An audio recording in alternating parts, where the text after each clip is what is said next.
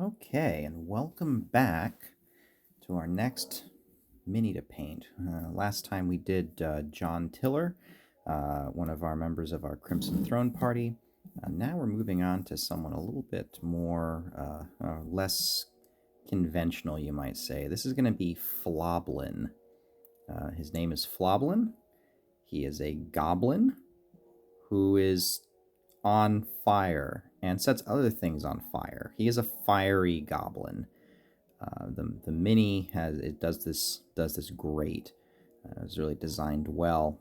JT did a great job designing this mini. It's sort of this hunched over, snickering kind of somewhat villainous. Hopefully, he won't be too villainous since he's gonna be there with us. But definitely this mischievous little gremlin here, who is kind of constantly in fighting his pyrotechnic urges, or perhaps indulging them. So we're going to go ahead and paint up Floblin here.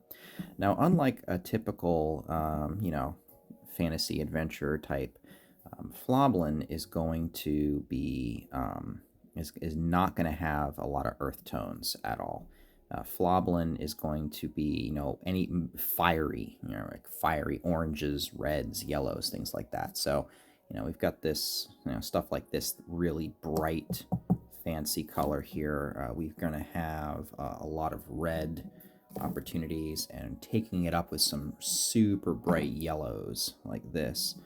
So this type of palette is going to be more to like what we're going to be working with, and probably everything else we're going to do with like a black, just to kind of keep the focus on the nice bright palette here. But first things first, as always, we are going to go ahead and take our Uthen Gray, and we are going to hit this whole model with it. I don't know if I'm going to use a lot of contrasts for this model, to be honest with you. I might do it for something like the hair, but to be perfectly honest with you, when you're doing a fire effect, it's actually not too useful to go and run with more typical highlighting and shading like you would normally do for a typical model. And the reason is because when you're doing highlights and shadings, what you're doing is you're actually mimicking how light would fall on a full-size object. And you have to mimic it because light does not scale with your model.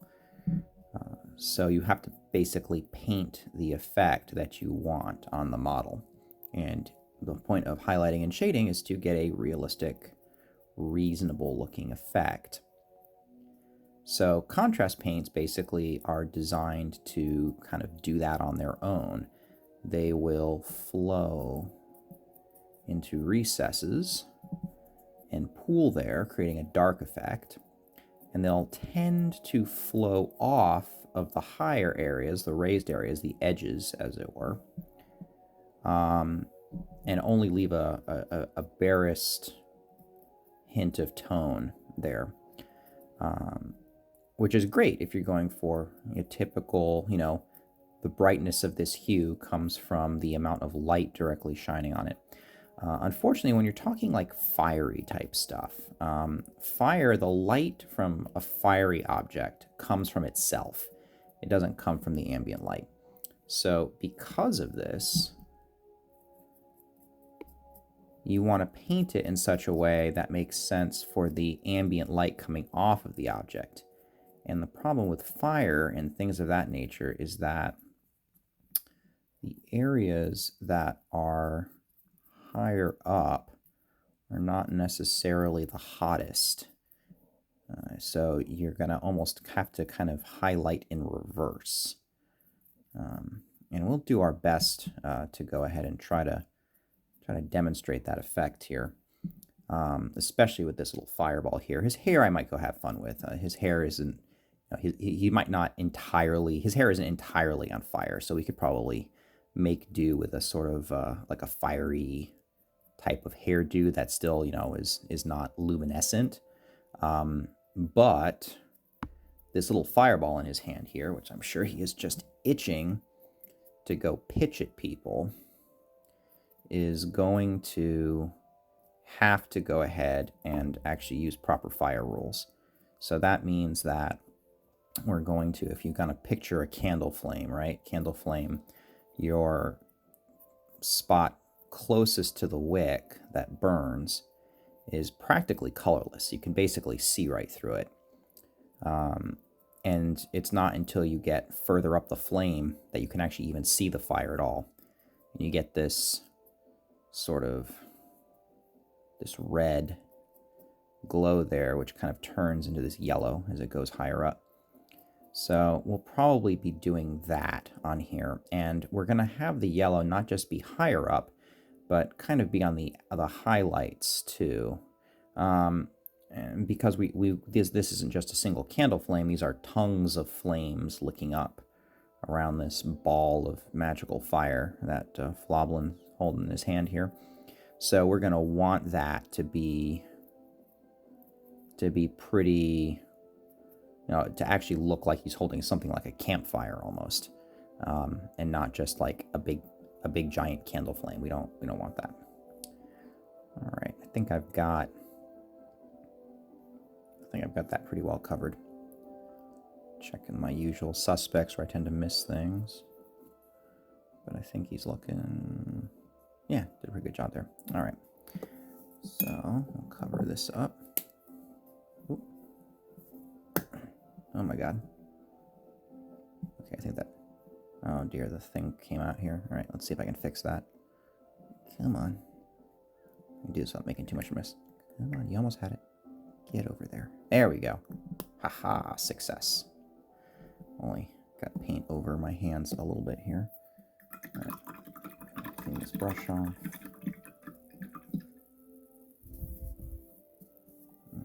Best we can here with the paint all over our fingers. Maybe a little bit of that paint water for myself too. Thin this paint out.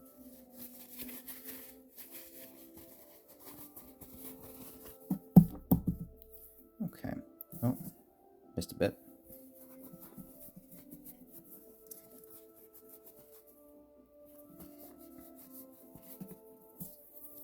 All right, there we go. Not a little bit of paint left, but that's not a big deal. Not a proper artist unless you have paint on your brush.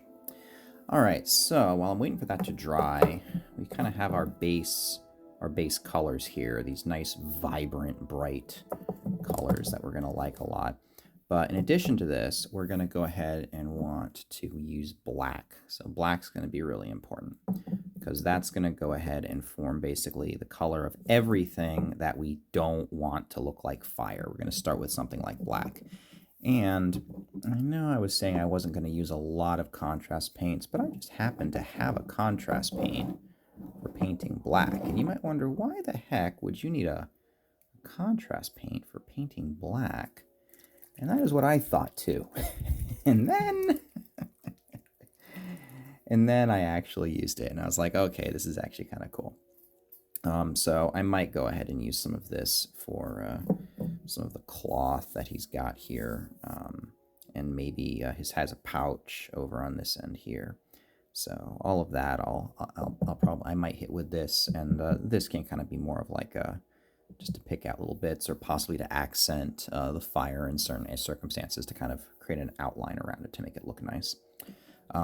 If this winds up being too dark, I actually have yet another one here somewhere that I can find with my eyes, allegedly. Here we go. This one's it's called Basilicum Gray. It's basically a it's basically gonna form. It's not gonna be as dark and thick. So this will kind of look like a black surface that you're gonna have some barest highlights that you can pick out. This will make the whole thing, that it'll flow off the ridges a bit more, make the whole thing look a little bit more, well, gray instead of black. I might go for that instead. We'll see. So we will see how that was. We'll see how that goes. In the meantime, our little buddy Floblin here looks to be still drying. Yeah, don't want to mess with that. Not just yet. That sickle he's got there. As much as I kind of want to lean on the fire goblin motif a whole bunch and maybe paint that thing like it's made of obsidian or something like that, I'm thinking that probably would be better to just stick with traditional steel for that. It'll make it pop out. It'll make it a bit more distinct. So it's not just this riot of black and fire color here. We actually would be able to see that this thing here wouldn't just look like another piece of fire or just black on whatever else. Lastly, when we're talking about his base, we will notice that his base doesn't have any ornamentation or anything on it to paint, which means we can basically use our imagination, do whatever we want. So given his fiery motif, I actually have I have some block here that I can use, and this sand is actually really nice to kind of give like an ashy kind of look to it. There's a thing stuck in it, but that's fine. I'll just get rid of that. So this stuff is actually really good. I've based a lot of things with this where I want to kind of have a cold sort of color to it, but still some nice texture on it. And this actually kind of creates something pretty nice. So I think this will set off the color scheme that we're talking about pretty nicely. But that's pretty much it. I think we'll dive in and see how it goes. If I want to, maybe I'll play with that. I might play with that for the hair. I do love my labor saving contrast paints. They do make me happy. All right, so I think I've got what I need here. So all I need is for Floblin to cooperate and dry. And he's mostly dry, but if I sit there and I just go for it, I'm going to regret it because that paint is going to run and it is just going to make an absolute mess. So I'm just going to wait for that to dry and I will be right back. All right, so I think we're pretty set right now. Yep. Perfect.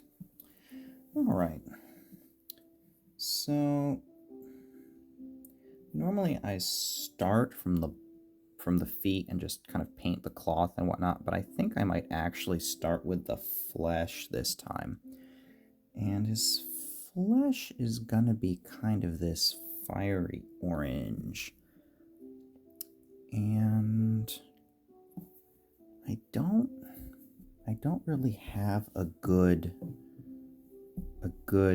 contrast paint to use on this, but wait a minute. When did have I had this the whole time?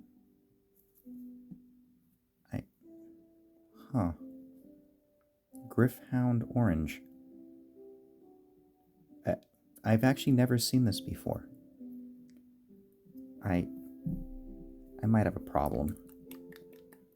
I might have a contrast paint problem, everyone. All right, well, let's see. At some point, past Nick decided that it would be a good idea to get this, so... Oh, yep, still sealed. Come on. There we go. Well, that's definitely quite orange. I just put it on the model and see what happens? A little trepidatious here. Let's cheat. Oh. Well, that's kind of pretty.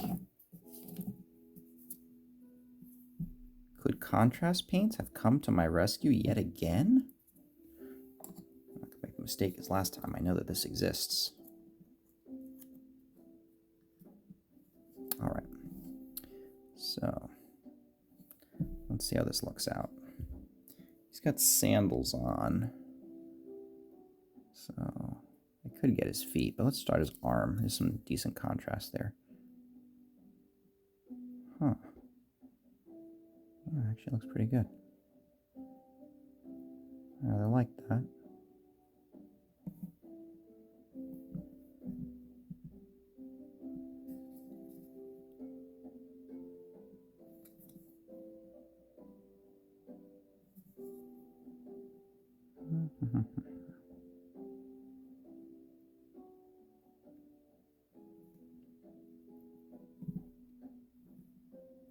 Okay.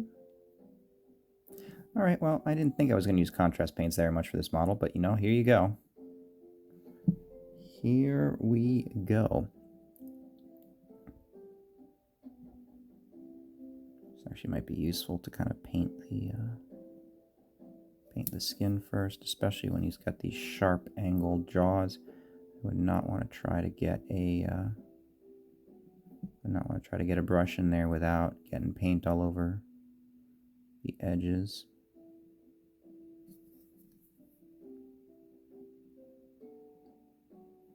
All right. Well, this is starting off nicely. Yeah, nice, picking out all the details. I don't actually mean to simp for Citadel contrast paints this hard. It's just that it's like, I don't know, if I was like a I don't know, home improvement channel or something, and I started to talk about how awesome vice grips are. It's like, it's just it's just reality. It's just what it is. It's just reality. Huh. This is kind of weird. He's got like clearly a strap here, but this almost looks like it's a bare shoulder. Oh no, he's got some stuff on there. He's got like a little belt thing. Because from the front, I was really confused. From the front, that clearly looks like he's got something going over his shoulder there, so looks like it's just gonna start here.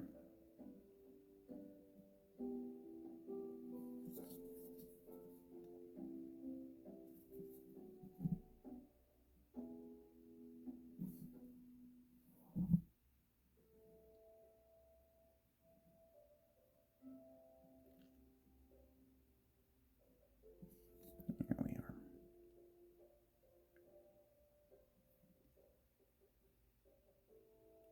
There we go. And we got his hand here. Now, I have some options here when I get to this flame. Because this flame is a light source, right? Fire gives off light. Most fire does, at least. So the fact that he is holding it means that this thing should be shining light and should, in fact, be providing its own highlights. So, for example, the steel of the sickle could reflect the fire. So I might want to highlight that side of the steel. And as cool as that would be, it is a bit of work. If you screw it up, it looks dumb. And the other thing is that I run the risk of putting too much fire around. I know it sounds a little weird talking about Floblin, the fire goblin, having too much fire in his design, but you don't want this to turn into a mess where you can't make out anything. Like, we're going to want to break up the fire bits, right, with enough neutral border that we can still clearly see all of the details. Because otherwise it's just going to look an absolute mess. It's one of the reasons why, if you're trying to paint camouflage, for example, a camouflage pattern on a mini, you paint the camouflage, you make it look all nice, and then you set it down and you back away and you hold it at arm's length and everything disappears. It just looks like a blob. Because that is what camouflage is supposed to do. It breaks up your outline so you can't see any of the component pieces of the person wearing the camouflage, which makes it harder to identify them as a person. It's not so much that, like, you know, camouflage green only works in the forest and camouflage brown only works in the desert. It's like, no, it all works because it all breaks up your outline. You could be neon pink and be effectively camouflaged with a good pattern because it would break up your outline. And so you wouldn't be able to tell torso, hands, feet, legs, things like that. It would just kind of just look like a blurry mass. And that's the effect that we do not want on a model, because then you're not going to be able to tell any of it apart. Okay. Pretty good there. Pretty good there. Yeah, it's got a sandal here, and I'm probably going to have to try to pick out the sole at some point. But worry about that a little bit later. All right. So let's break out our black here.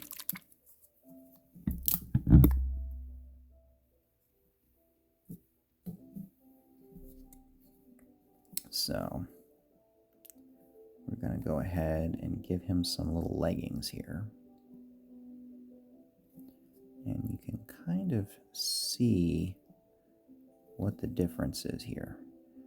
As I put it on, you can kind of see that you can, it's definitely comes off as black, but it shows through enough that you can kind of still tell that there's some detail going on here. And that is perfect. That's what we want. Because we don't ever want to, like, get some kind of, like, you know, Vanna Black effect where, you know, there's no detail. It's all been lost in the black. Because as much as people might like to think that, oh yeah, dark black and all of this stuff, it's like, yeah, I know, you still can't see any of the details. So you're same problem with trying to paint a camouflage pattern. Your mini just vanishes into the morass.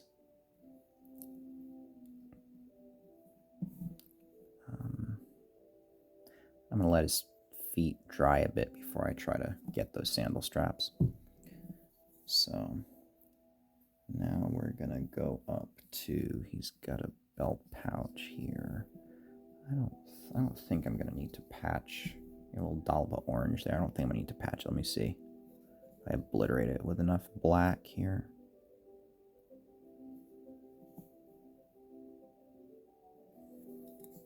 Yeah. Normally you can't get away with that with contrast paints because they show everything through it, but the black is strong enough that it can kind of do that.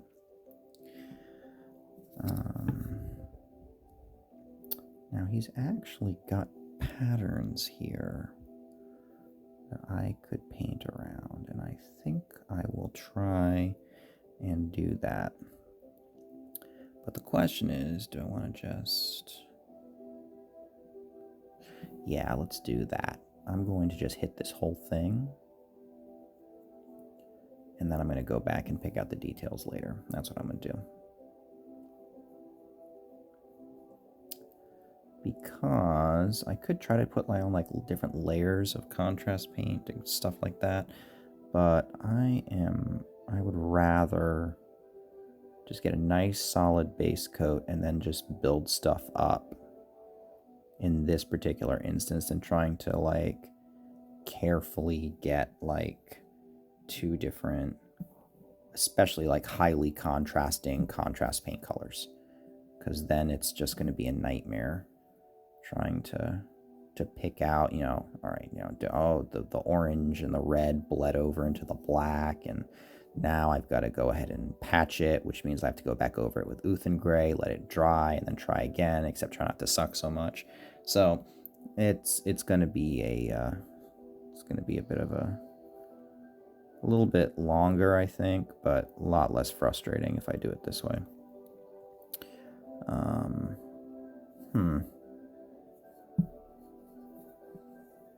How does this... Oh, he's got like a strap-on shoulder guard here. Very, very protagonist of him.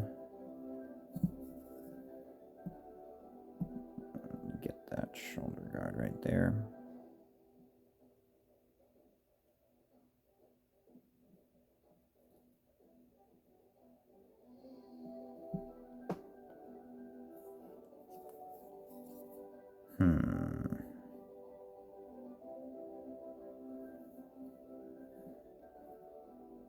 He has a neck in there somewhere, and I'm not exactly sure where it... I think it's there. I think that's his neck, and this is his shoulder strap here. So it's going to look something like that, and then I need to hit that with orange. Sometimes you don't see things until you start painting around them. Okay.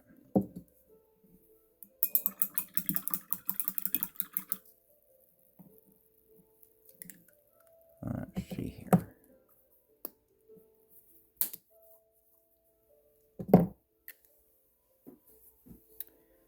All right. So let's go ahead and get our Griffhound orange.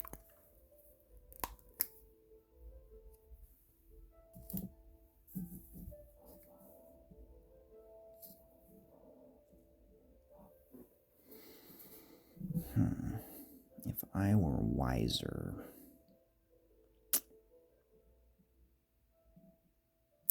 Yeah, I'm going to just let that dry, actually. I am not going to paint near it, because if I get a dollop wrong, they start running together. If they start running together, that makes me sad. So, I'm not going to mess with that just yet. Instead, I got this really fancy looking comma over here that we can go ahead and try to paint up. Now, again, I want this to kind of pop out, so I'm going to use a shining steel blade, and I'm going to want the haft to be something different too. Let's try that basilicum gray out on it, actually. Let's see how that looks. Let's see what I do with it. Here it is.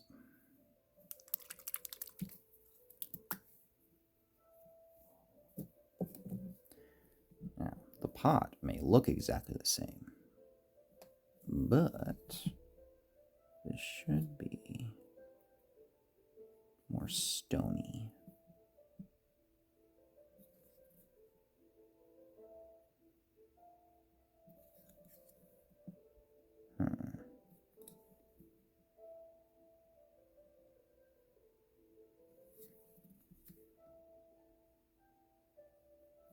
Missed a spot on his hand there. It's fine, I'll go patch it up later.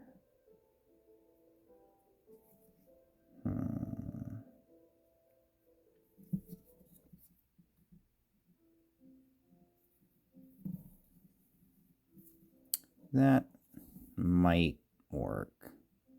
That might be okay. I mean, it's noticeably lighter, but... Well, once I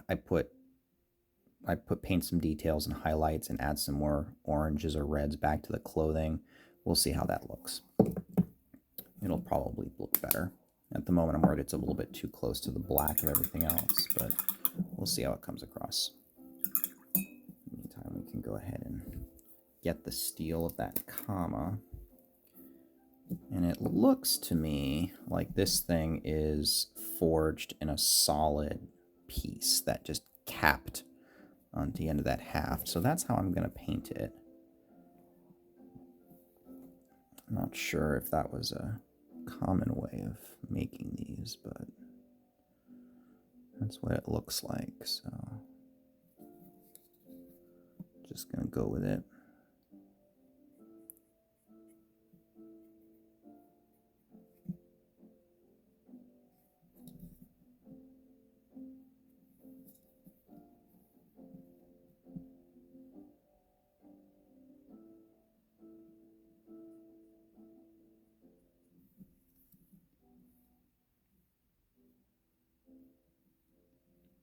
Okay, there we go. Now, the skin is pretty dry now, so I think I can probably get away with painting some more detail bits with that black. But instead of going with the contrast black. I'm just going to pull out the straight black paint. Just put a little dollop right over here. Right over here. Right over here. The heck? Huh.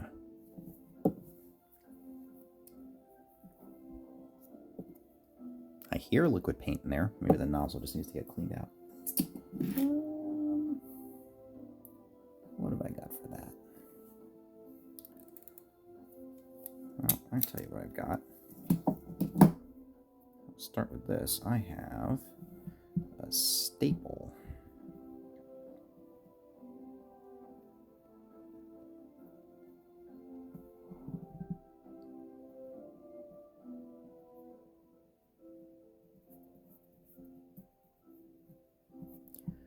The staple, which is blue because someone thought it would be attractive to put a blue film on a staple and not realize that it flakes off and looks stupid. Unfortunately, that was the only staples that Office Depot had when I went and bought that little stapler.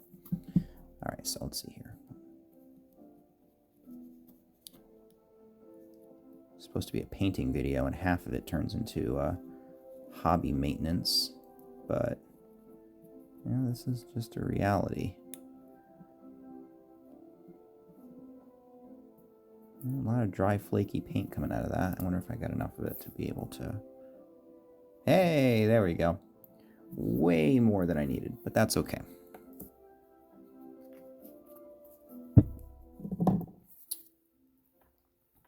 All right. So, let's go get his eye patch. I imagine Floblin has a pretty interesting story about why he's missing an eye. I'd like to think it was maybe in some fiery explosion, but I have my own suspicions. After all, a goblin as naturally inclined to fire as Floblin would never be so foolish as to blow his own eyes out. Nope, nope. In my opinion, I don't know, because it's not my character, but in my opinion, I think that Floblin, I think it was his first day with the comma.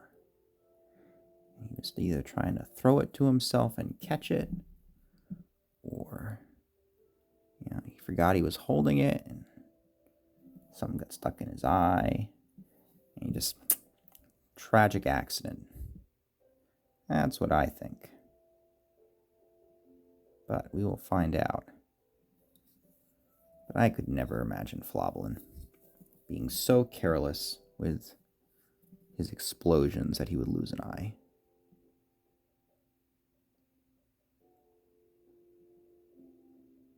There we go, get the little armband there.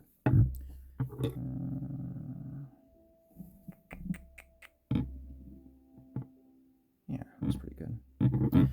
Alright, and he's got these spike wrist bracelets here. Let's go get those. We'll hit them black, and then we can pick out the spikes later with some silver so they pop out.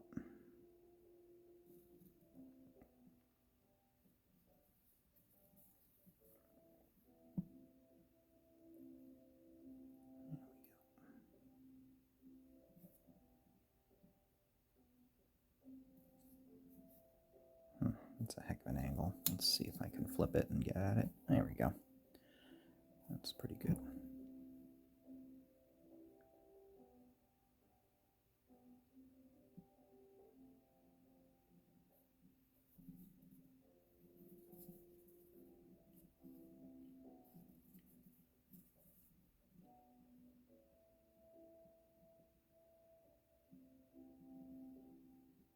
And there.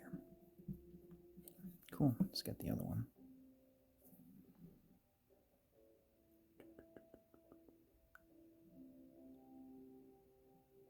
You know, here I am blaming Floblin's missing eye on his comma, He has lots of things he's wearing right now that could take your eye out if you're not careful. These big spiked wristlays, you know, maybe like trying to swat a mosquito. Caught himself in the eye with the wrist brace without realizing it.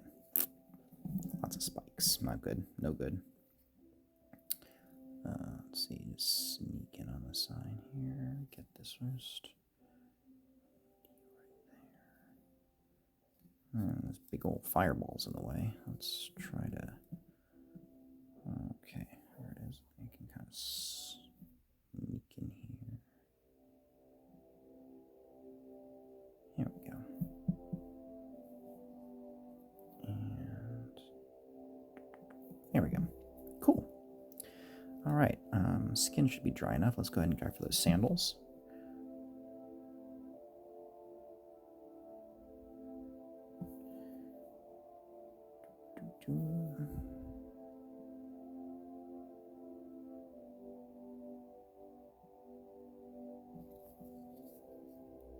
Alright, and we're gonna mostly just kind of slide around the base here to kind of try to get that sole, that sandal sole. And it's gonna make the base a little messy, but that's okay because we are gonna flock it, so you're not gonna see any of that anyway.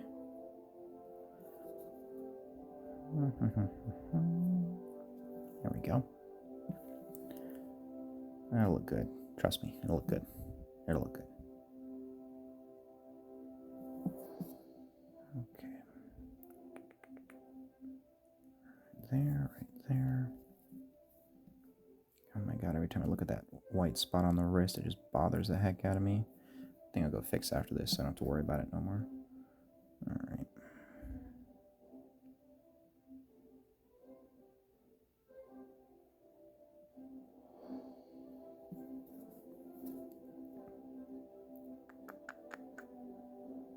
Cool, got the last one. Alright, and anywhere else? He's got eyebrows. So, normally you make the eyebrows the same color as the hair because, and this may surprise some people, eyebrows are in fact hair. And they in fact grow from the same type of hair place. Well, they are a little different, I guess, but colors don't usually naturally differ between people's eyebrows and their hair.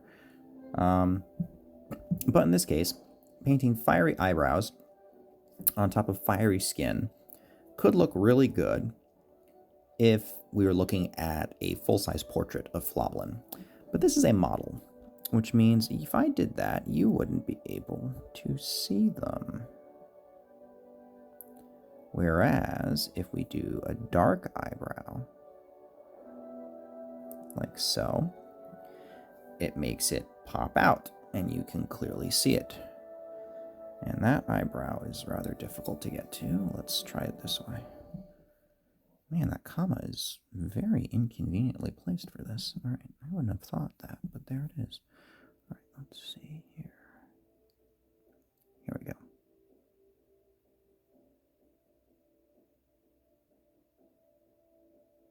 Beautiful. Cool. Nice. Did I get that wrong? Was that actually his eyebrow? That was his eyebrow in the mini. That's, wow, it looks really out of place there. It looks like it kind of blends in with the eye patch. I'll leave it for now. All right.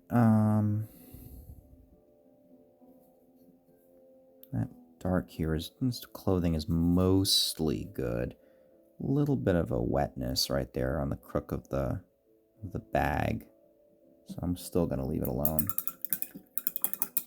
Nothing worse than hitting a wet spot of ink and just watching that ink bleed right on out of that crevice and go all over the stuff that you've been painstakingly working on. Alright, so we've got this hair. Let's try this stuff. This stuff is actually done pretty well for sort of like a I don't know. It might...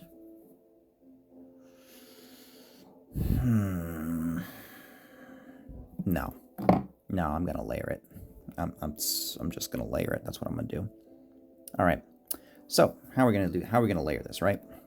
We're going to start with this. And then this is going to be kind of the base color, where we're going to look at the bottom of the flame, as it were. And as we go up to cooler areas of the flame, we're going to move progressively up towards the yellow. I'm going to just do this in 3 colors. People can do it with, you can do it with more. Like you could go and get something like, what have I got? I've got something like this. You could put this here if you wanted to. And this one here, whoops.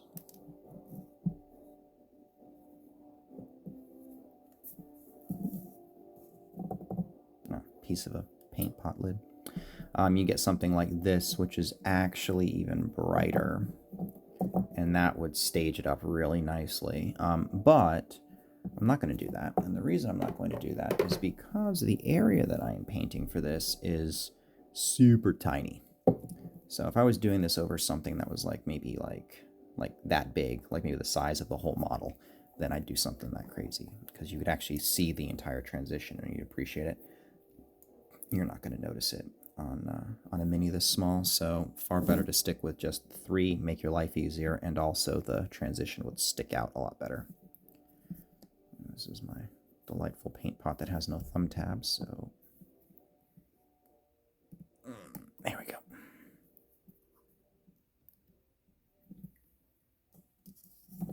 Okay. Let's go and get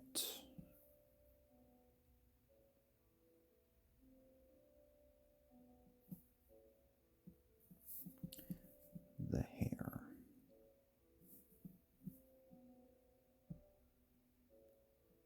Oh, geez, I forgot to get the spot on his wrist. And I've got a bunch of paint in the middle of everything right now. Okay, that's fine. I'll get it. I'll get after this. I need you guys to remind me if I forget. Of course, I'm not live streaming this, so you'll just kind of be posting comments saying, "You idiot, you forgot." Speaking of forgot, I forgot his ear. Where's his ear? Is that his ear? That looks like it could be his ear. Little things you don't notice, these little details that just fade into the background when you're painting stuff. Try and get under here.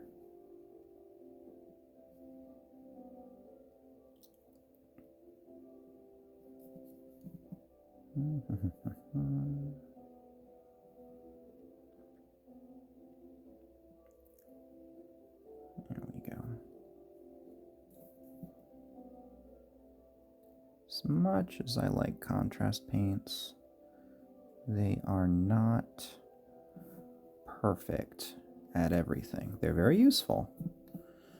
Goodness knows they're very useful, but they are not cure-alls. They're just a very useful tool in your toolbox. You've got, oh, did I splatter that there? Is it too late? Can I fix it? I have to go over it with black. It's a nice thing about paint. You can always fix it. Oh, and I didn't get his... Alright, that's fine.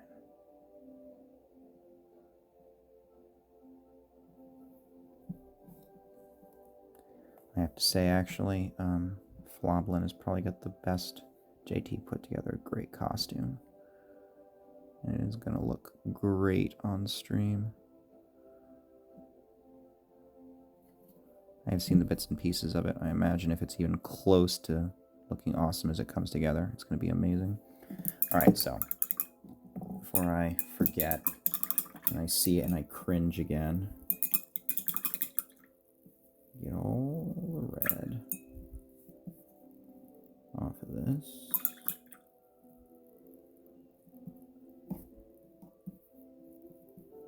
Okay. Get this orange popped up. I'm not going to even cap that red because it's such a pain in the butt. It looks like they're still red on the brush. There's not still red on the brush. The bristles are white bristles. So they basically change color to whatever you happen to paint with. So, all right, so let's go get this little spot back here.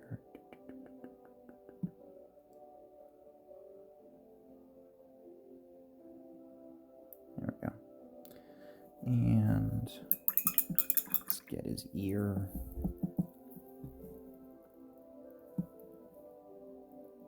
Don't want to go too overboard here and drop a little bit on the palette. There we go. All right.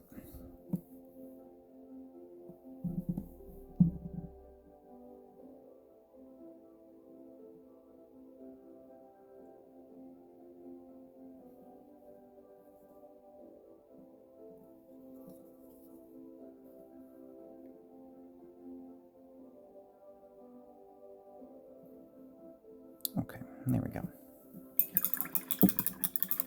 So I think doing his hair and doing the fireball the same is actually going to be, that's going to look, I think, better. I mean, I could do them differently, but at least keep them roughly the same. So we'll do same deal on the fire here. We're going to go ahead and put, basically just paint the whole thing red. Now, if I wanted to, I was feeling confident, I could probably just paint half of it red, or like a third of it red, and build myself up from there. But this way, I'm kind of painting this as I feel it. I don't really have like a laid out plan on how to do it, so I'll just paint over it. And since I'm not using contrast paints, I can basically get away with it. Am I still missing parts on that orange? I totally am. Look at that. It's fine. Go back and get it later.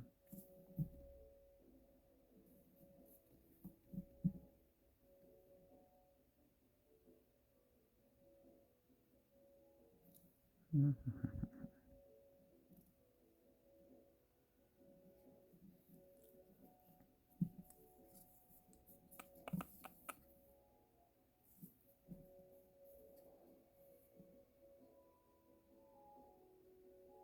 we go.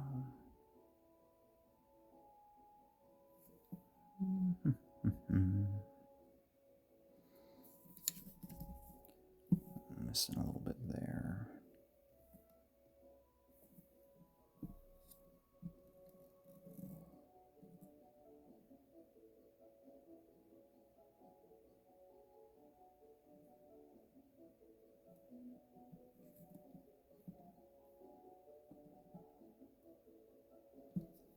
Okay.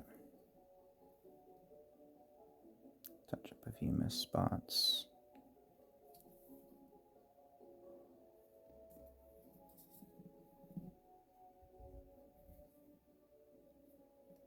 Okay. Okay, so it looks like the black of the clothing is finally dry.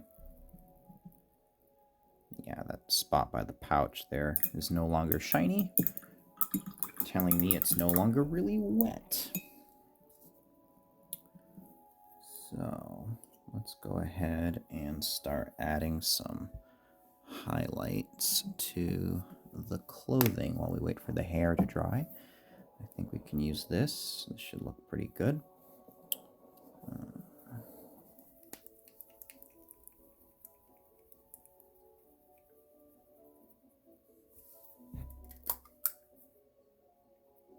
Oh boy, that's really thick. Oh boy, that's really thick. I don't think I have to reconstitute it or anything, but I'm definitely going to want to thin that out a bit before I start playing with it. Oh boy, yeah, I definitely don't want to paint with that. Look at that.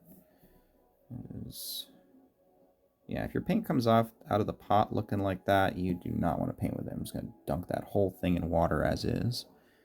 And we'll just... Yeah, much better. Much, much better. Might take me another couple coats, but it'll be better. Way, way worth it. Alright, so first thing off, we've got this nice broad hem here. So let's go take advantage of that. I got this nice bright buckle. And you're going to see here, it's not covering very well. But that's to be expected because I am painting a bright color over a dark color. And when you do that, it is just going to take you a few coats. That's just all there is to it.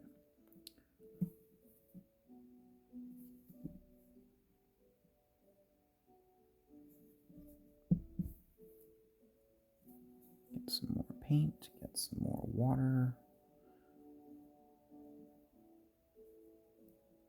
Put a little bit too much paint on there. Didn't quite hit the bristle end though, so it should be okay. And I'll just... There we go. Catch this hem. Can't quite see it.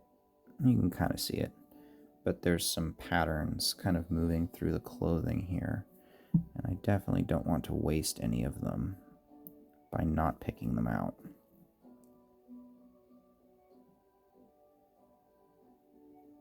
But we'll start with the hem.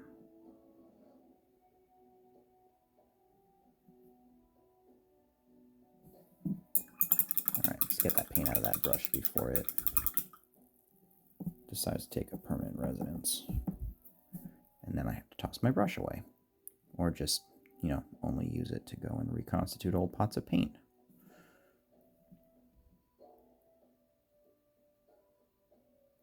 Yeah, second coat's already way better.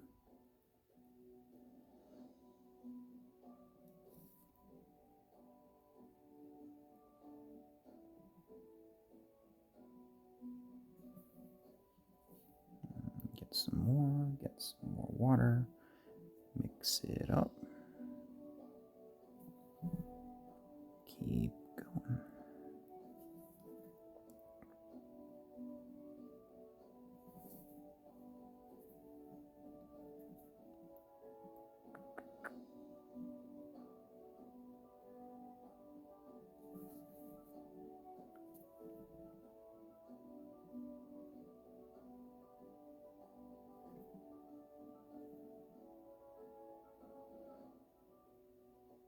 Come on. Ugh, that looks awful. That's alright, I can clean it up with some ink. And we'll come back over this way.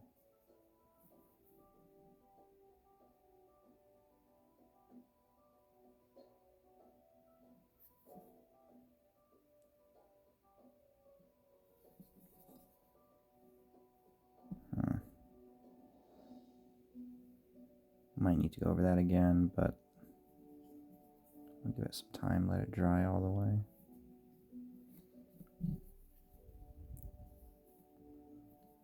Alright. So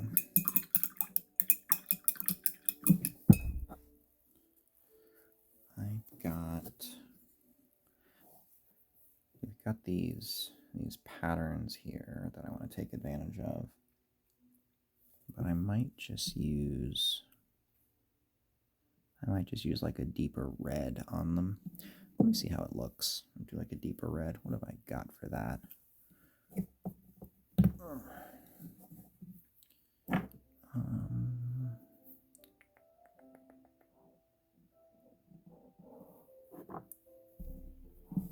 This might be a good start. Let me see what else I got.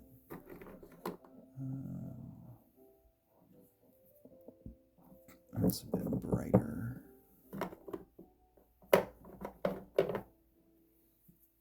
Oh, this one's nice.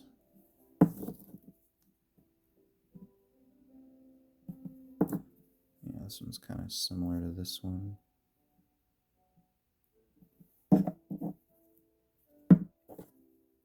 Okay. Let's try this one. This one's a bit darker. And it's a base color too, so this comes from their baseline. Baselines tend to be, they focus more on pigment content than vibrancy, which means they cover really well. And you can tell that there's a ton of pigment floating around in this. And I also haven't used this in a very long time. But that's okay, because I have an old brush here that I do not care about. And I can just kind of... Oh, wow. Okay, so that's not good. That means that this pot is pretty dead. But possibly not irredeemably so. What have I got? I should have some...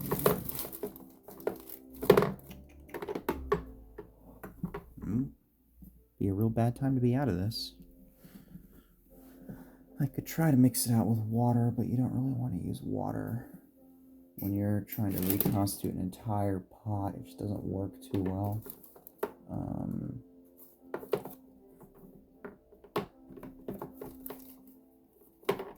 Oh, crud, am I out?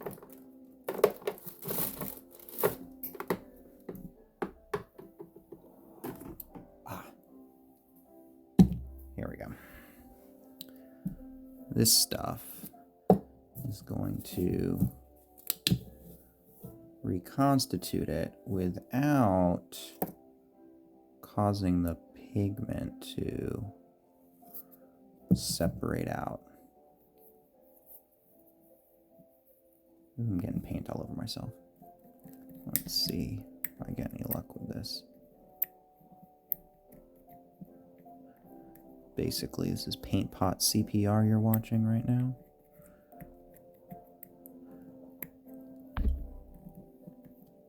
Now let's loosen it up.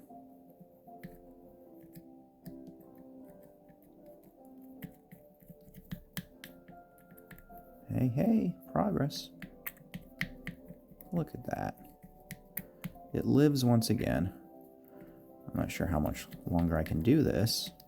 I might just have to break down and buy a new pot of paint, but for now, I think this is going to work out just fine.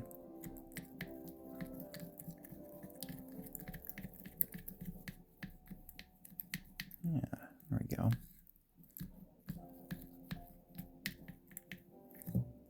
Let's try a little bit more of this. That was actually a lot more. It wasn't what I intended, but that's okay. There's a lot of clumped up paint in here, so it's not going to go to waste.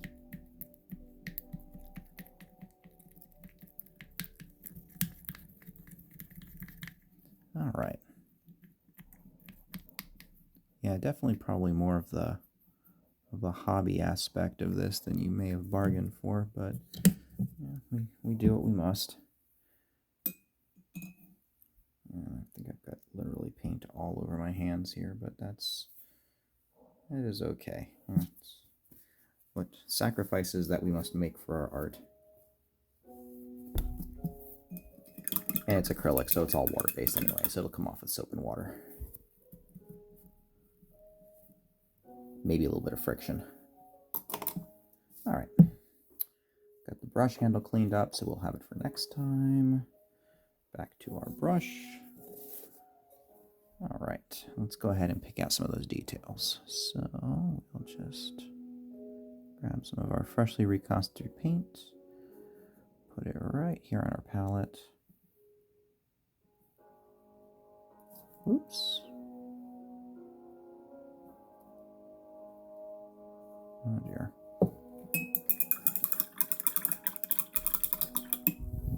Seems quite incapable of not making a mess tonight, but c'est la vie.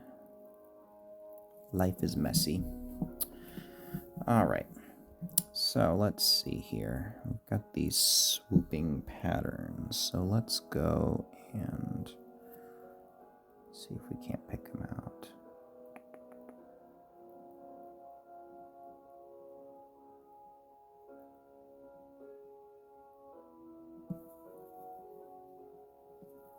Here we go. We've got little things right here we can do to pick out. And you can see how that red covers that black really nicely in one go. I'd have less less luck with that. If I tried to cover a really large surface, you'd be able to tell. We'd have to go over it maybe once or twice more. But for small areas, like just these little highlights I'm hitting here, these will work just fine. Yeah, just kind of follow the patterns in the cloth here.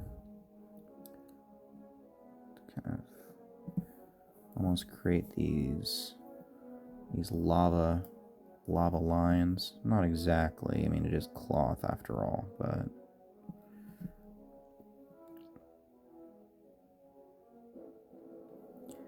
I actually have two minds on how much detail work to put into these. Again, don't want the camouflage effect, but on the other hand,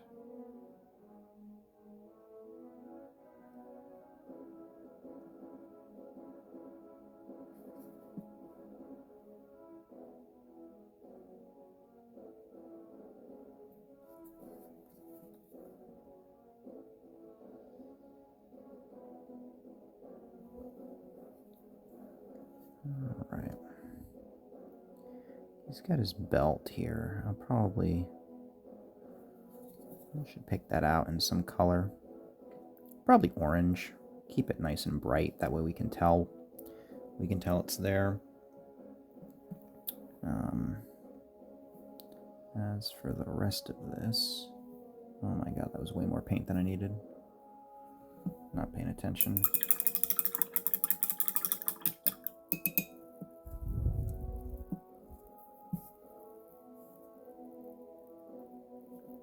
Alright. So we'll do orange. We can do orange for the crossover, which means we can do red for this, and it'll look just fine.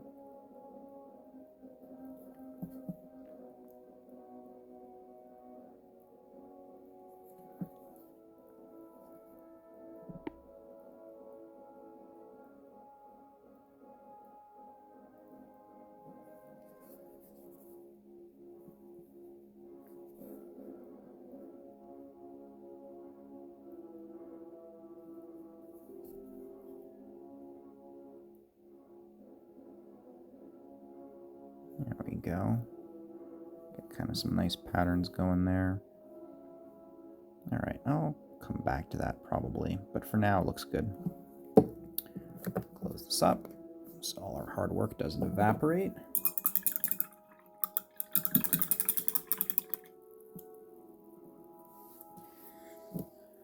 Alright. Let's go to the next step.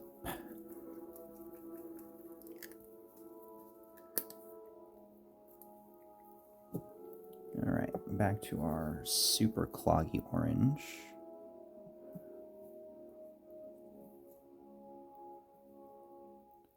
So I could thin this out with water, but I'm actually going to use our good friend, our flow extender, flow aid here.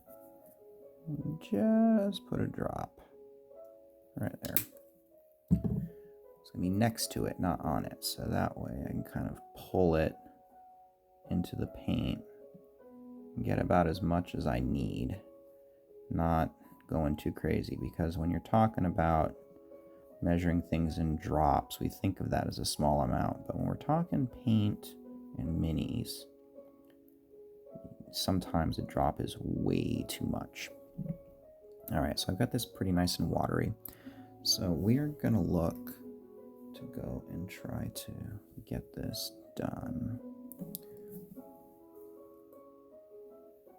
Let's see now.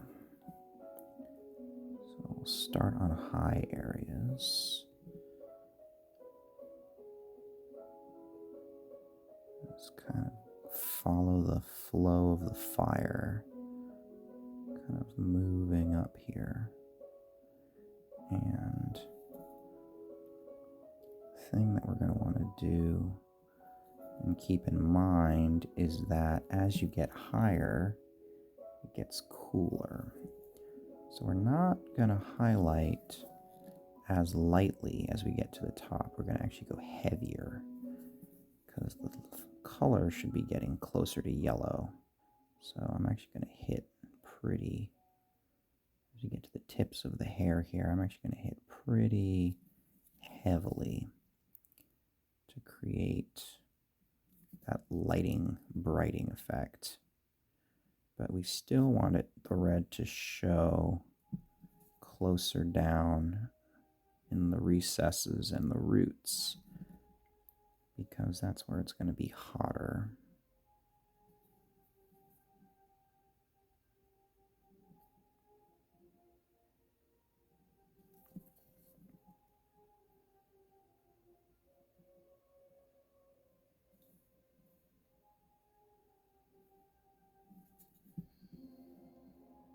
There we go, pretty good.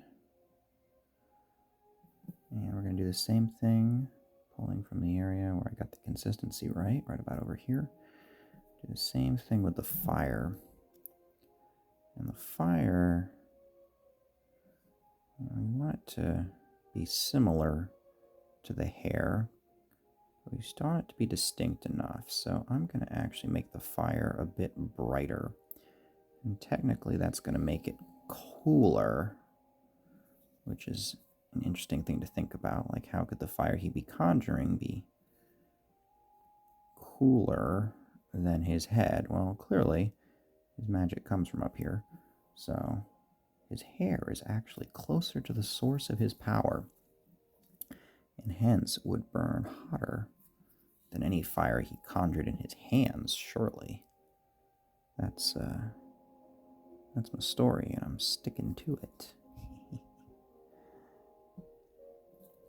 Alright. So the red's going to be pretty muted for this one. We're going to kind of change to orange pretty quick. There we go. So that's going to be that.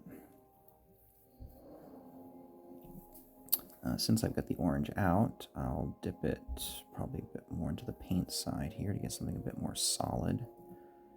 And let's go get that belt that we've got going back here. So I'll just... And again, not a contrast paint, so it's going to be... It's going to take us a couple passes.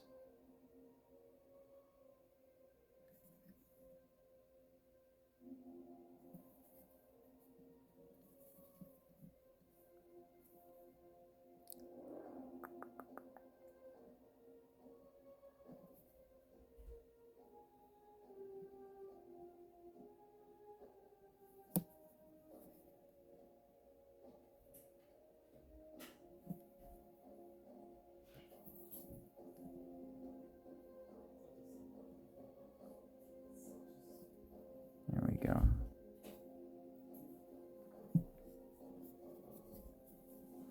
Okay, that looks better. And we can go ahead and do orange for the center of the cross strap too.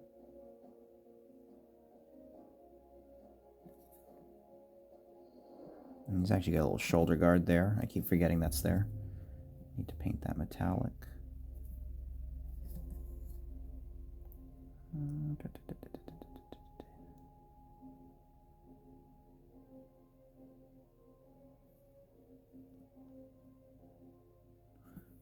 It's a little more vibrant than I wanted. Let me wipe some of this off and just pull down. Okay. Come back here. Just kind of try to straighten up the back here. It's hard when you're painting over black, but that's okay. The key is persistence.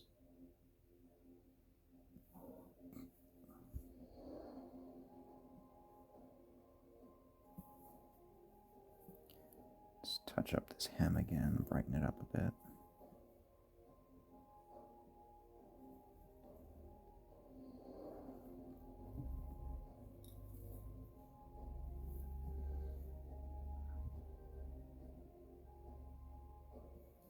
Alright.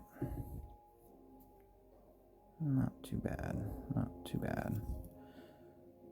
Alright. Oh, that ear. I need to touch that ear up. Once again, before I forget, I want to make sure that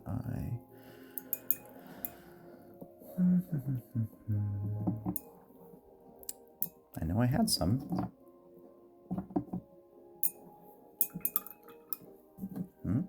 There it is. It's like I just used it. It didn't vanish into the ether. Just vanished into the forest of paint pots. I actually have storage bins, by the way, over this desk in which to store paint pots. Currently only about, I'd say, a quarter of my paint pot selection is actually stored where it belongs. The rest of it is scattered across my desk. Because, you know, I don't put things back when I'm done with them. No one to blame but myself, really. There we go. How's the other ear looking? Could use with a little touch. Now that I can more clearly see where it is. Beautiful. Good, good. Alright. Little gremlin's coming along nicely. Put it back over there, try not to forget where it is this time. Oh my god, my paint water is so red right now. So red. I guess that's alright though, it's basically what I'm doing. How's that hair? It feels pretty dry. Okay. Here comes bright yellow. Alrighty.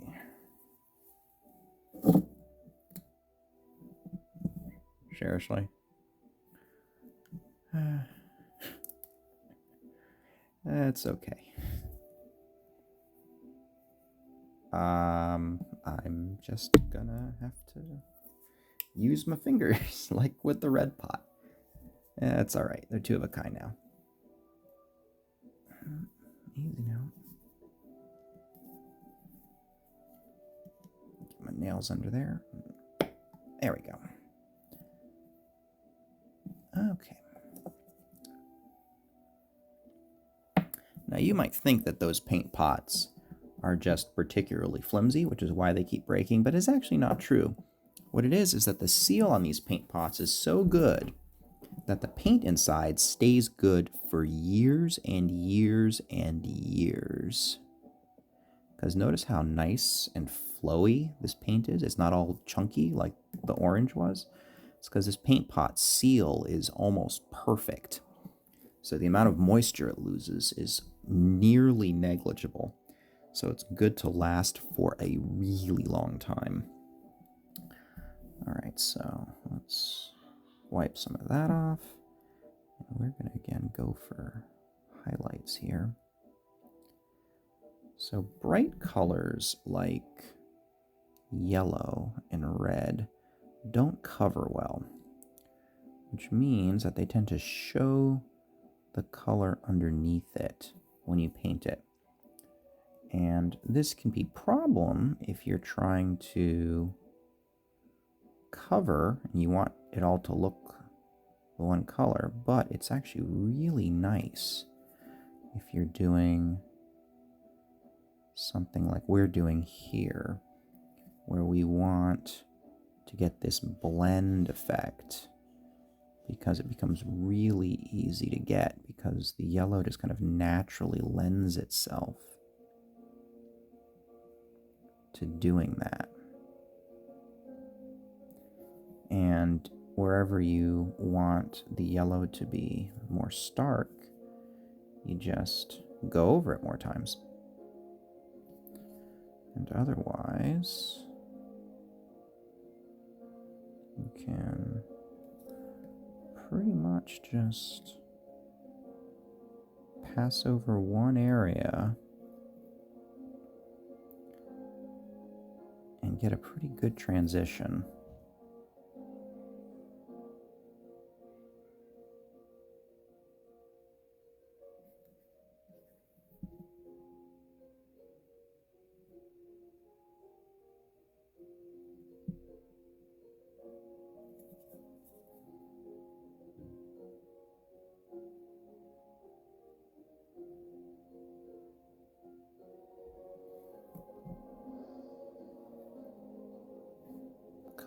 pretty nicely.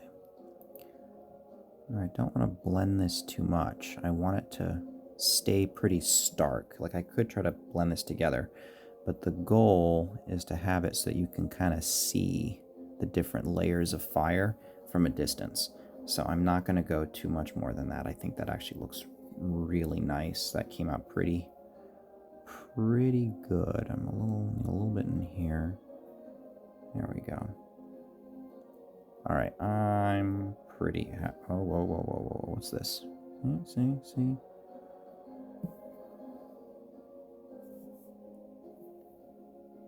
Still, this really is coming out nicely. Just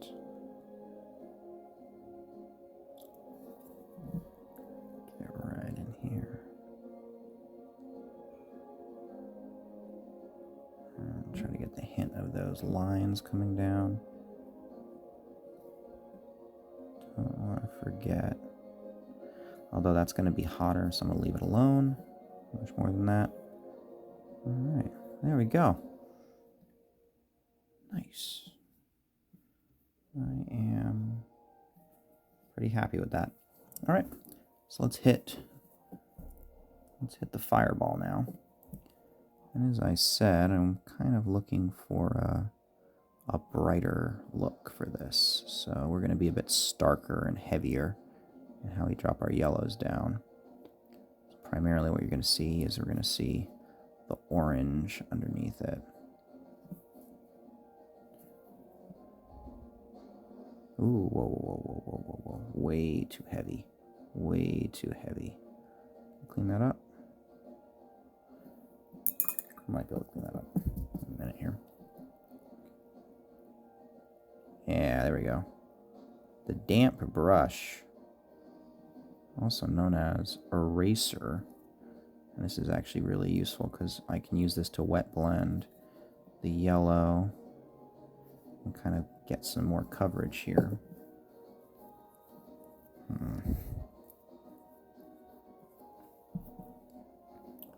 Grab some of you. Little dip in the water.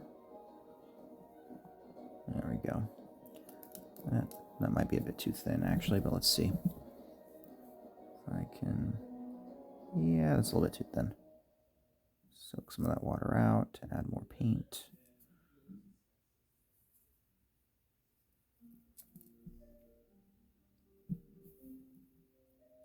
Get rid of the excess because I don't want to be globbing paint everywhere. And let's just go. I have to get in that little crevice there. Let's spin it upside down. There we go, better angle.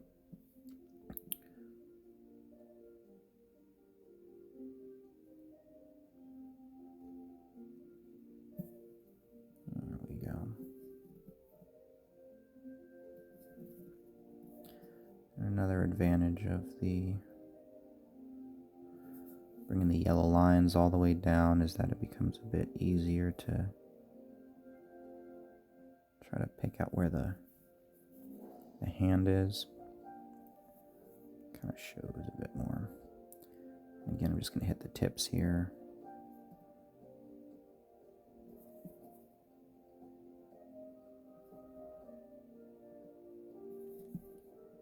Try to get them to be a bit more bright.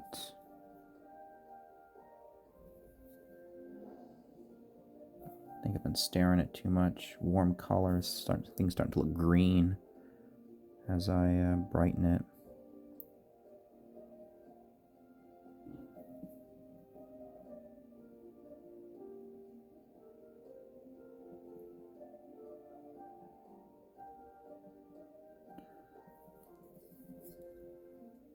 There we go. That's looking pretty good. Yeah, so most of the character of the fire is going to stay on his head, which is right where I want it. So this, interestingly enough, the fireballs he throws is really the accessory. The star of the show is going to be this.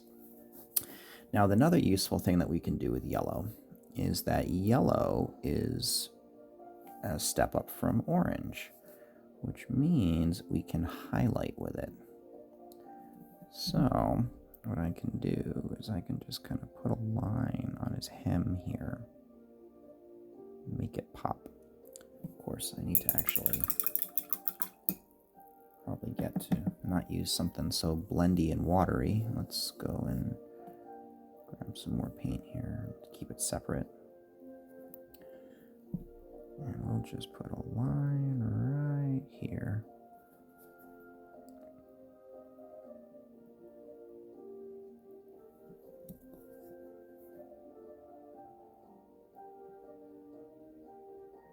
Oof, it's not really cooperating.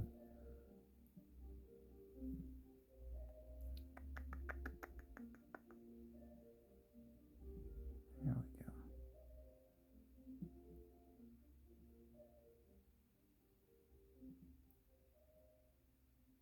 There we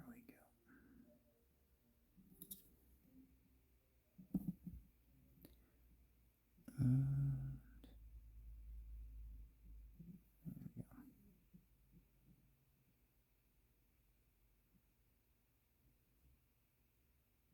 A little bit difficult to deal with here.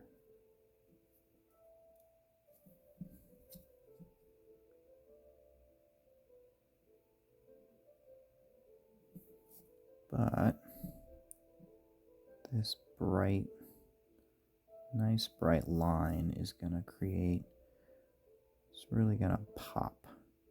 It's going to make the orange border really pop out nicely so you can see it.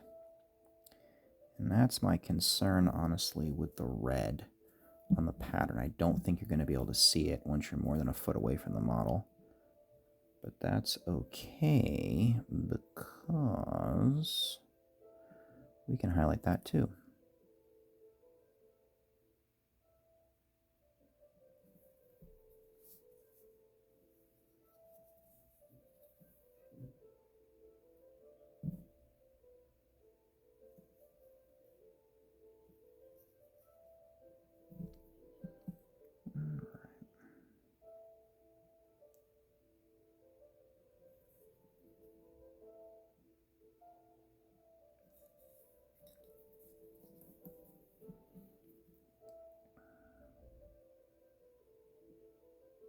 Hoping I've got enough black on here to break all this up. I think I do.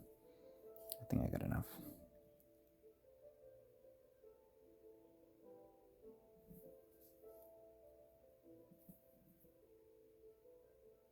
Oh my god.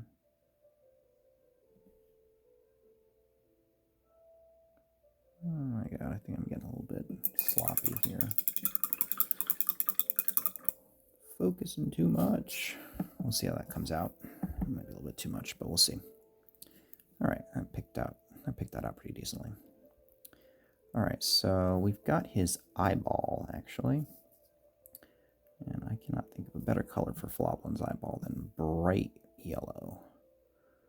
But we don't want to lose it too much here, so let's go and...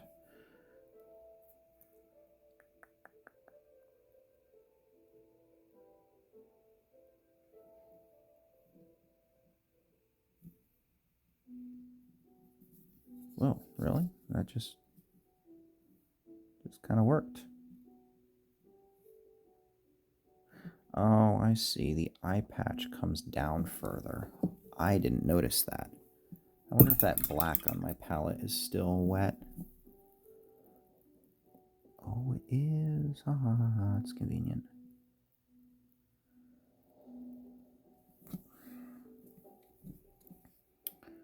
Way too much. Way too much. All right.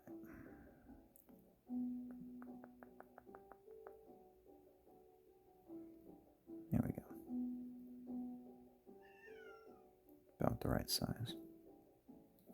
Okay, cool. Coming along pretty nicely. Okay. All right, what next? Highlight the red patterns. I think I'm done with you for now.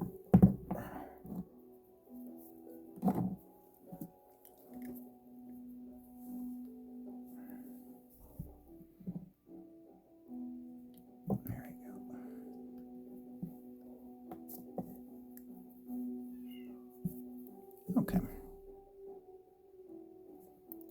So, same basic deal as the orange. We're going to take a nice bright red, and we're going to highlight these red areas here. So, let's see, right there. Right there. And then we see right here. Right there. And the goal isn't to obliterate it. We still want the darker area to show. We want the highlight just to kind of draw attention to the area and kind of make it pop out. So we'll just draw a nice thin line. Just so it stands out. We don't even have to go the whole way down. We just kind of have to get the suggestion of it moving. So it's like, yes, no, indeed, that's a red strap. Yes, indeed, this is actually a red section of his tunic here. Right like that. And same deal here. Oh my god, did I just mess that up? I think I just messed that up. That's fine. Grab another brush real quick. To the rescue. Wet paint. Get wet. Wet, wet, wet, wet, wet, wet, wet, wet, wet.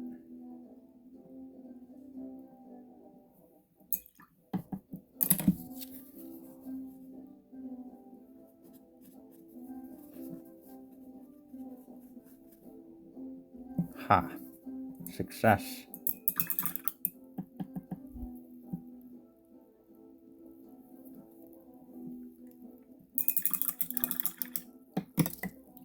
Alright.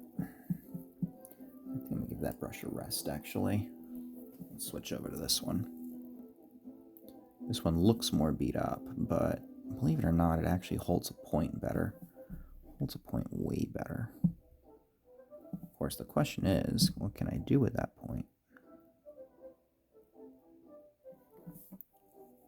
And the answer appears to be whatever I want. Oh my god, why did I ever... This brush is so good. This brush is so good. I forgot how good this brush was.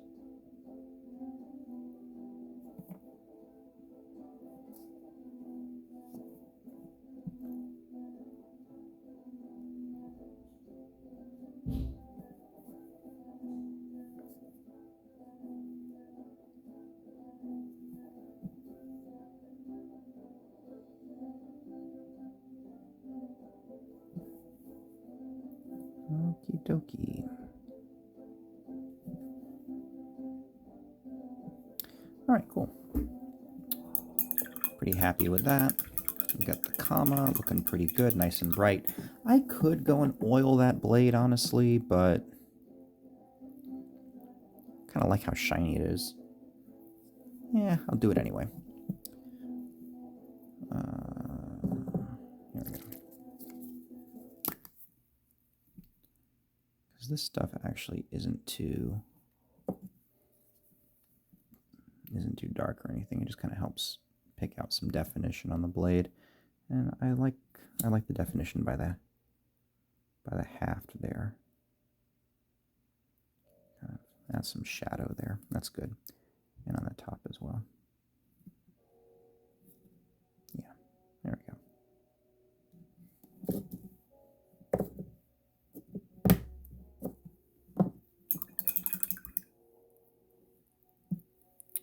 All right.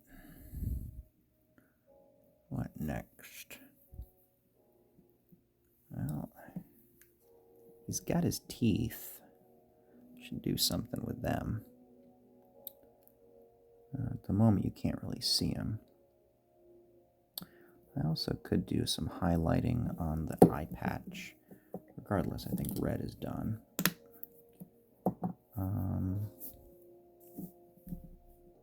So I could do gray, but I'm actually thinking maybe white. No, let's not go too crazy. I'll take this. This actually highlights black really nicely. And are you needing reconstitution? No, you're fine. Yeah, you're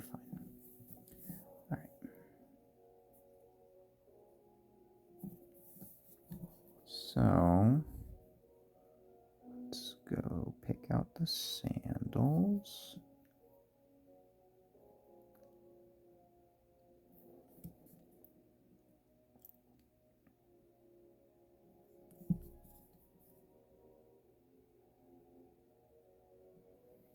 There we go. Sort of the suggestion of the line there.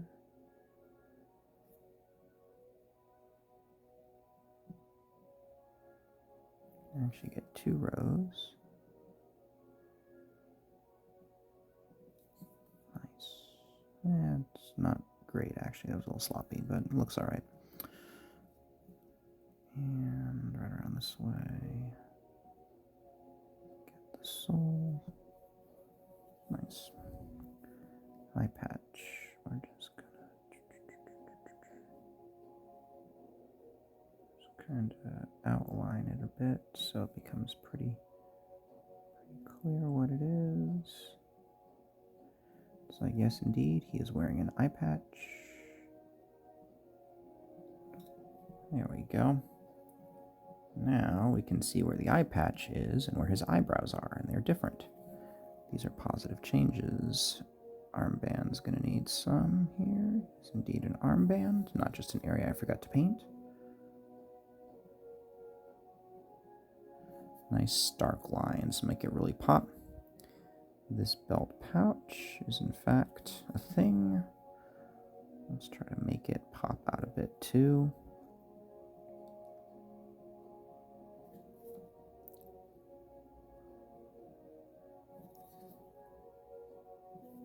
There we go. Kind of try to make this thing its own thing here while keeping the color roughly the same. Oh, that shoulder guard there. I need to paint that. Yeah, get metal on that.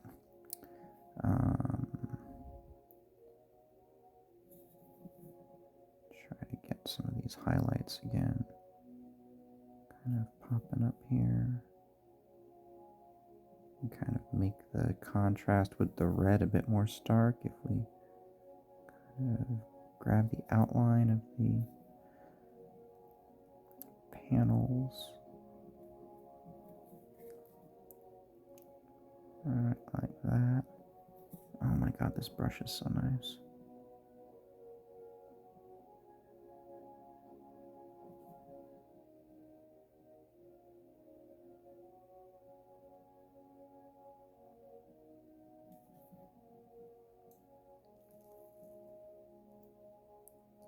You can tell how long it's been since I painted because I forgot how good this brush was.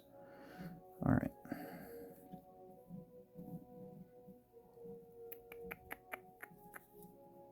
That's probably good enough. Alright. Let's get out our metallic.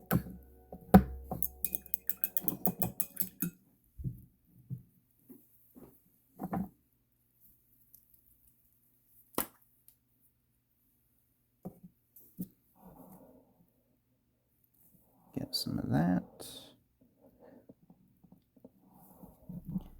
Alright, so we got ourselves an arm guard right here. Let's not forget to actually paint it this time.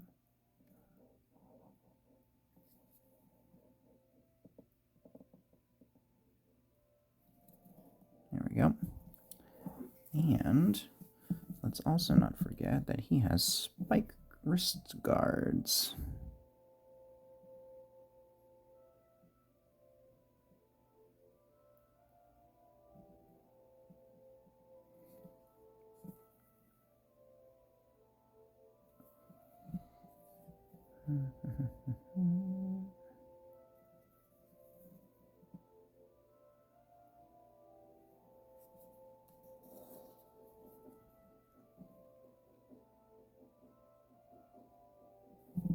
There we go. And I got one more to get in. Angle here. There we go. And there we go.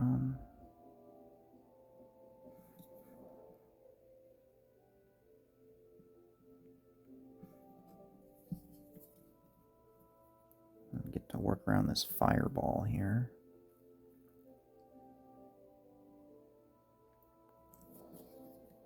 Try and make this work.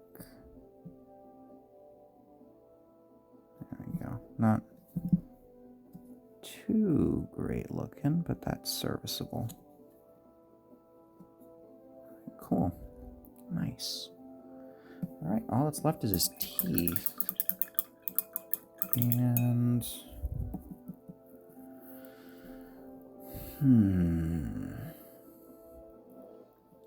white teeth don't really seem... Oh, I got an idea. I hope this doesn't look bad, but we will see.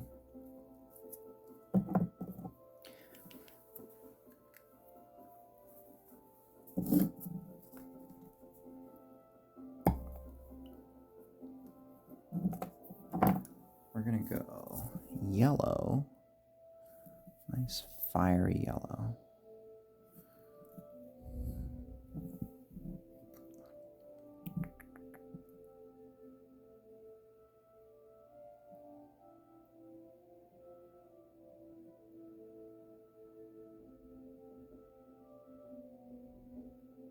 That kind of picks out his nice broad grin there. And then what I'm gonna do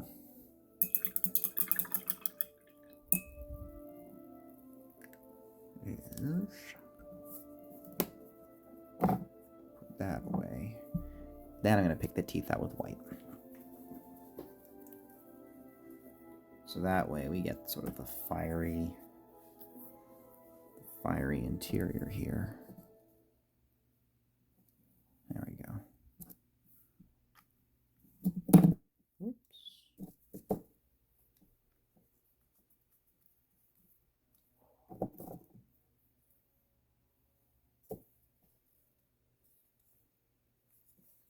All right.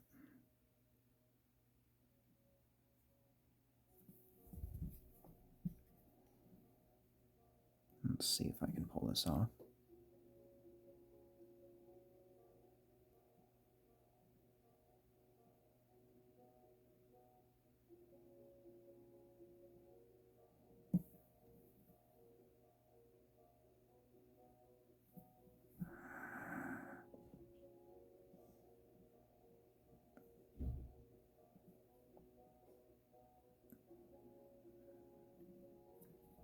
Kind of.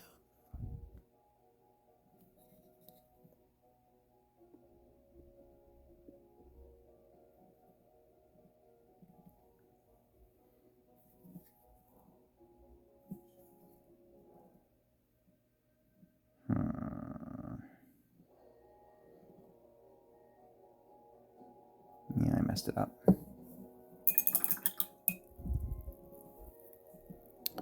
But let's not forget the #1 rule of painting. Aside from the fact that a single drop of water will hopelessly dilute the paint on your palette past the point of usability. Grab some of you right over here.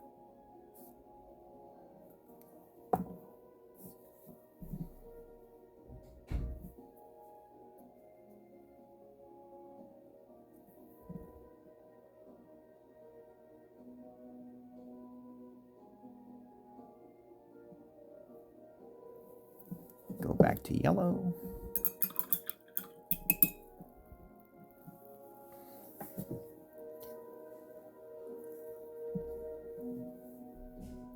All right, and we'll try this again and see if I can't not screw it up this time.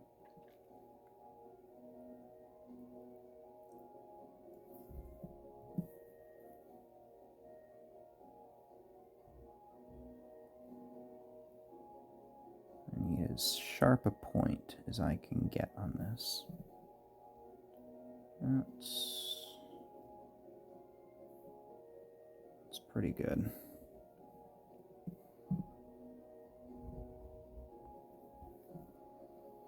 All right, here we go. Tooth.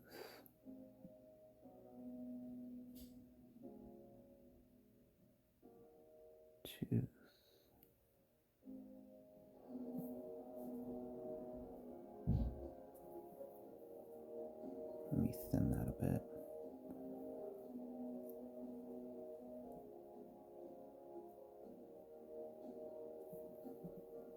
Hope it's not too thin. Let's find out. Tooth.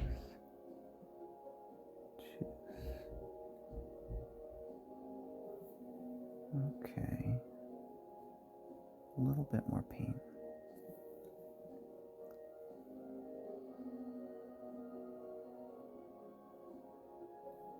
You know,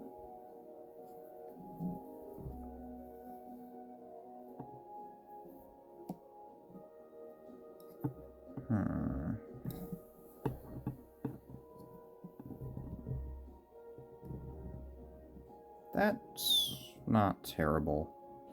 I could keep trying to bang my head against the wall on that, but I think that's passable. Not really the effect I wanted to go for, but it looks all right. It looks all right. All right. So I think that's pretty much Floblin right there.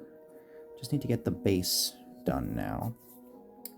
And we're going with this ash. So I'm going to go with a darker gray for the base, I think. And I think that'll stand out pretty nicely. So let's get you out of the handle here.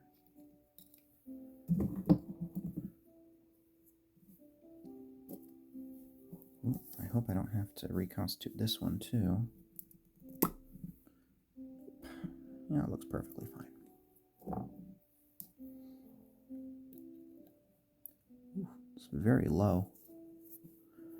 Almost time to buy a new pot of that, but meantime, looking pretty good. All right.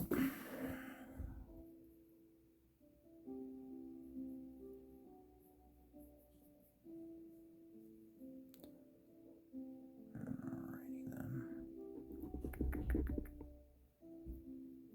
Try to keep that sandal boundary I painted here.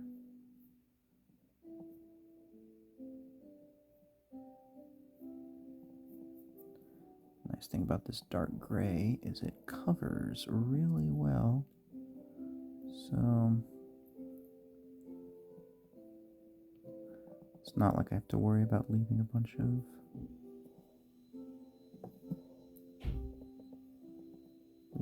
of holes going through things.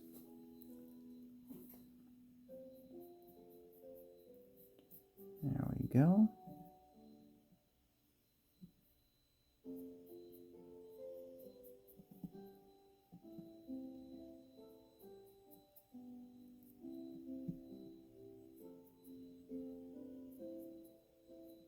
All right. Just let that dry and then it'll be good to get flocked. I'll be right back when it's done drying. All right. I think this is dry at this point. Good enough, at least. All right, so back here with our trusty Elmer's glue and a brush that I do care somewhat about, but would still very much like to be able to use again.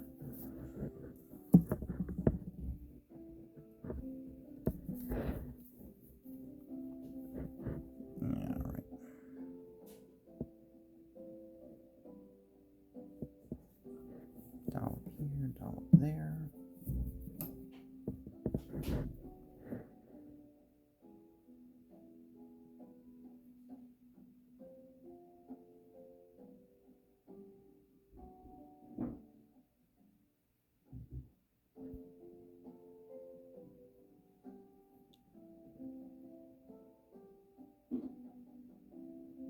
Might have actually overdone it a bit, but that's okay because I can just wash it off.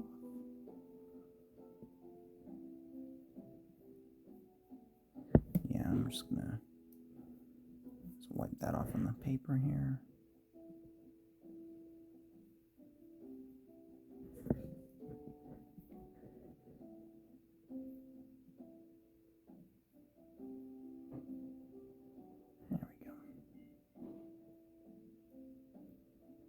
Oh boy, got a piece of lint there. Got two pieces of lint there. Just gotta bit while I'm ahead.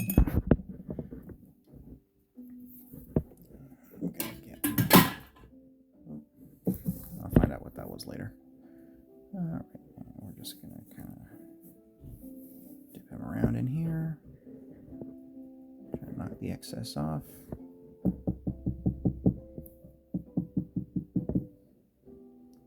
And voila, we have Floblin. Check him out. There he is. All right, pretty good. Well, thank you so much again for watching, and we'll have the next member of the party loaded up pretty soon. Thank you. Bye-bye.